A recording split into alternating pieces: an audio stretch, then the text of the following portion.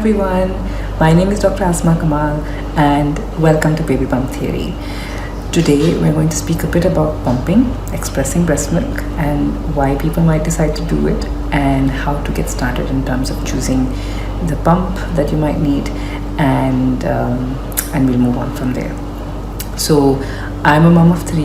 I have a daughter who is 6 and I have twin boys who are 2, and I had a very different breastfeeding journey for all my children, and probably never even imagined that I would be using a breast pump as much as I did finally. So why would women choose to pump? Well, there could be 2 different scenarios. Unfortunately, at births there might be an issue where baby is born very early or needs to be in the NICU, and in which case breastfeeding cannot be established directly, and expression should start as soon as possible so that we can get some of that really nutritious colostrum for baby to be fed. And then until breastfeeding can be established, then this should continue expressing as frequently as baby feeds, so more than 8 to 10 times a day.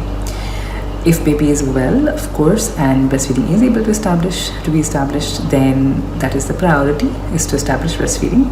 And at a later stage, moms who decide that they might want to store their milk, or because they're going to be spending a lot of time away from their baby, can choose to start expressing and store their milk.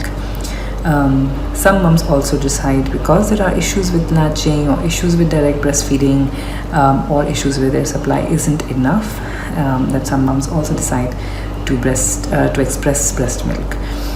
So what kind of equipment do you need? There are different pumps out there, and it entirely depends on the reason that you're going to be pumping.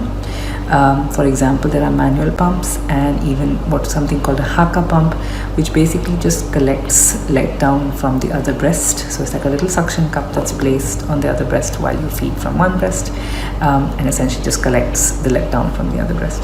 So if you're planning to just feed occasionally, build a little bit of stock, or maybe build supply slightly, then that is fine. Or even a single electric pump is useful, where you're just going to pump one breast at a time and collect a bit of milk as and when you need some, or build a little stock slowly. If, however, like I did with the twins, I had to pump quite a lot to boost my supply, and secondly, as one of the babies wasn't able to latch, I really was pretty much exclusively pumping for him at one point. So I did get a double breast pump, and these are better in terms of, well, being more efficient. At the same time, you produce the same amount, double the amount of milk from both breasts, and also catches the letdown and maximizes your milk production. So that double pumps are very good, and some women who really need a lot of help might benefit from using a hospital grade pump, which is really strong. However, the drawback is it's not really very portable. It's a big structure.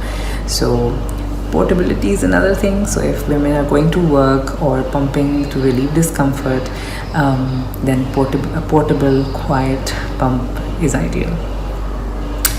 So I'll talk about when's ideal to do this. And ideally, the mother should be comfortable, relaxed, well hydrated, well nourished, where she's had enough to eat, she's had enough to drink, and she's relaxed, feeling supported. If she's away from baby, then items of the baby's clothing help, as well as looking at pictures of baby.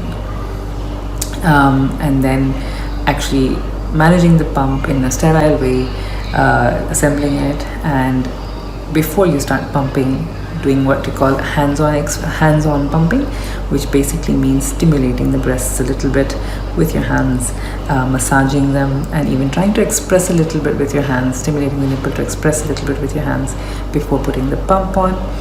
And then starting it at the initial setting, which is usually a faster setting with less suction, mimicking the baby, until about 2 minutes have passed, and then going into a deeper suction.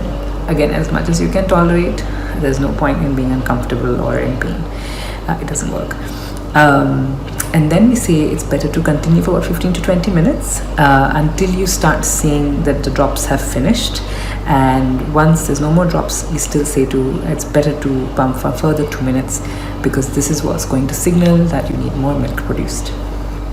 Once that's finished, it's recommended that again we use our hands to just try and express the last few drops that are remaining in the breast so that they are completely empty. Lots of moms feel confused, if they're feeding as well, when should they pump? So ideally, pump after you've fed your baby, about 30 minutes or 30 to 60 minutes after you fed the baby. And once you've pumped, if baby wants to feed after that, that's absolutely fine. Put them back on the breast. It further empties the breast and stimulates further production.